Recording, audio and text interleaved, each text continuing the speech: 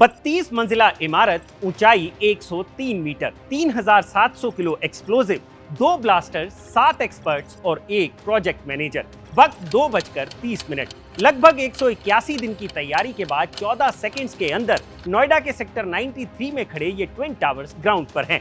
एक तरफ emerald court society थी जिसके एस्टर 2 और एस्टर 3 टावर्स के 90 फ्लैट्स इस बिल्डिंग से सिर्फ 9 मीटर की दूरी पर थे और दूसरी तरफ एटीएस विलेज सोसाइटी जो थोड़ी ज्यादा दूरी पर स्थित है। टावर्स को गिराने से पहले नोएडा एडमिनिस्ट्रेशन की तरफ से इन ट्विन टावर्स के आसपास का 2 किलोमीटर का एरिया सील कर दिया गया था और आसपास के करीब 7000 लोगों को अपने घरों से निकालकर कहीं और शिफ्ट किया गया। 2500 कारें थी जो इस एरिया के आसपास से मूव आउट हुई और उनके लिए पार्किंग की व्यवस्था की गई और 50 के करीब हॉस्पिटल बेड्स आसपास के हॉस्पिटल्स में किसी भी इमरजेंसी सिचुएशन के लिए बुक किए गए। इंसान ही नहीं, आसपास के इलाके के आवारा जानवरों को भी हटाने की व्यवस्था की गई ताकि कोई भी जिंदगी इन टावर्स की चपेट में ना आ जाए। तो ये सब हुआ सुपरटेक के ट्विन टावर्स को गिराने से पहले, जिन्हें गिराने के लिए 17 करोड़ के करीब खर्च बताया जा रहा है।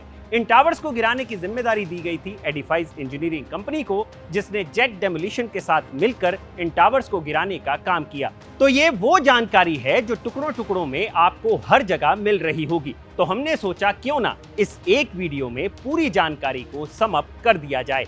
नमस्कार, मेरा नाम है भूपेंद्र सोनी और आप देख रहे हैं अनकट। एडिफाइस के इंजीनियर उत्कर्ष मेहता के मुताबिक बिल्डिंग को गिराने के लिए जिस टेक्निक का इस्तेमाल किया गया, उस टेक्निक के तहत टावर्स को एक्सप्लोड नहीं बल्कि इम्प्लोड किया गया, यानी टावर्स अंदर की तरफ गिराए गए। दूसरा जिस एक्सप्लोजिव का इस्तेमाल किया गया वो भारतीय स्टैंडर्ड्स के मुताबिक एक्सप्लोजिव की कैटेगरी में भी नहीं आता, यानी आम एक्सप्लोजिव से ये महज 1/10 स्ट्रेंथ का एक्सप्लोजिव यूज किया गया। दोनों टावर्स में कुल 60 के करीब फ्लोर्स हैं, इसलिए आपको सुनने में आया कि 3700 किलो एक्सप्लोजिव लग गया, लेकिन यह खतरनाक नहीं था। तीसरा, इस बिल्डिंग पर एक काला और सफेद कपड़ा लगाया गया था जिसकी लंबाई 120 किलोमीटर थी। इस कपड़े के 2 काम थे। पहला, जिस फ्लोर में एक्सप्लोजिव लग गया उसे पूरा कपड़े से ढक दिया जाता था, जिससे नीचे से ही समझ आ जाता था कि कौन सा फ्लोर एक्सप्लोजिव से कवर्ड हो चुका है। दूसरा, ये कपड़ा एक खास मोटाई का था जिससे बिल्डिंग में ब्लास्ट के वक्त मलबा बाहर की तरफ कम आया। बिल्डिंग गिरने का पैटर्न वाटरफॉल की तरह था, यानी पहले बिल्डिंग का आगे का हिस्सा नीचे की तरफ आया और फिर पीछे का। बिल्डिंग को सामने वाले रोड की तरफ गिराया गया और कुछ हिस्सा एटीएस सोसाइटी की तरफ गिरा। बिल्डिंग में कुल 9640 होल्स किए गए थे जिनमें एक्सप्लोजिव भरा गया था।